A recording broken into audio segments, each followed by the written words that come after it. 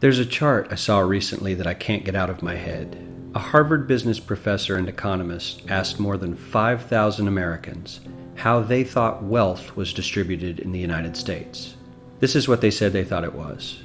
Dividing the country into 5 rough groups of the top, bottom, and middle 3 20% groups, they asked people how they thought the wealth in this country was divided. Then he asked them what they thought was the ideal distribution, and 92%, that's at least 9 out of 10 of them, said it should be more like this.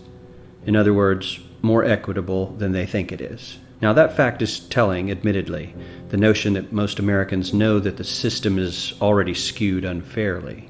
But what's most interesting to me is the reality compared to our perception. The ideal is as far removed from our perception of reality as the actual distribution is from what we think exists in this country. So ignore the ideal for a moment. Here's what we think it is again. And here is the actual distribution. Shockingly skewed. Not only do the bottom 20% and the next 20%, the bottom 40% of Americans barely have any of the wealth. I mean, it's hard to even see them on the chart. But the top 1% has more of the country's wealth than 9 out of 10 Americans believe the entire top 20% should have.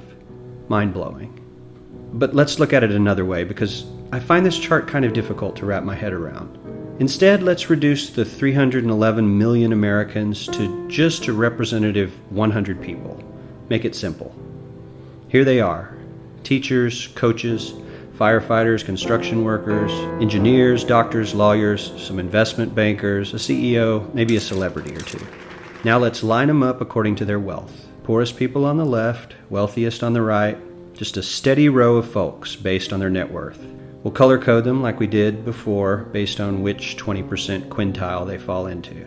Now let's reduce the total wealth of the United States, which was roughly $54 trillion in 2009, to this symbolic pile of cash. And let's distribute it among our 100 Americans. Well, here's socialism, all the wealth of the country distributed equally.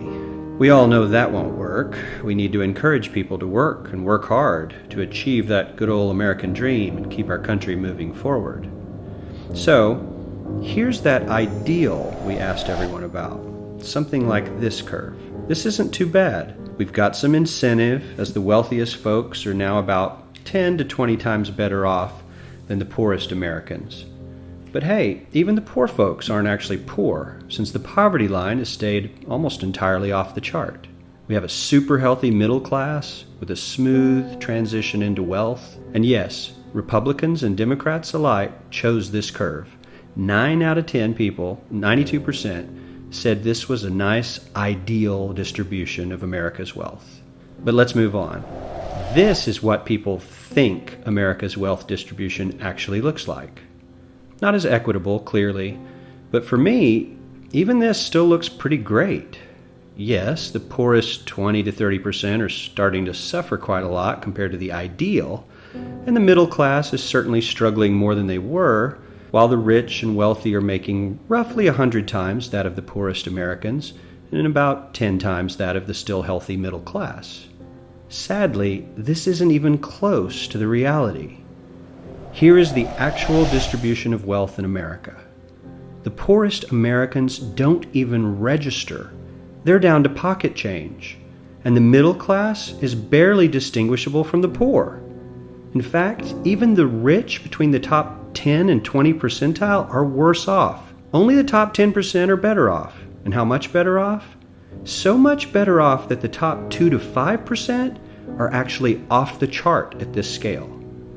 And the top 1%, this guy, well, his stack of money stretches 10 times higher than we can show. Here's his stack of cash, restacked, all by itself. This is the top 1% we've been hearing so much about. So much green in his pockets that I have to give him a whole new column of his own, because he won't fit on my chart. 1% of America has 40% of all the nation's wealth. The bottom 80%, 8 out of every 10 people, or 80 out of these 100, only has 7% between them. And this has only gotten worse in the last 20 to 30 years. While the richest 1% take home almost a quarter of the national income today, in 1976 they took home only 9%, meaning their share of income has nearly tripled in the last 30 years. The top 1% own half the country's stocks, bonds, and mutual funds. The bottom 50% of Americans own only 0.5% of these investments, which means they aren't investing. They're just scraping by.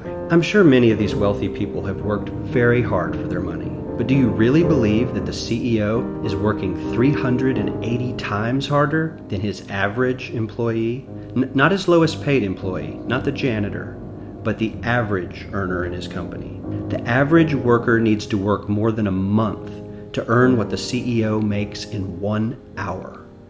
We certainly don't have to go all the way to socialism to find something that is fair for hardworking Americans. We don't even have to achieve what most of us consider might be ideal. All we need to do is wake up and realize that the reality in this country is not at all what we think it is.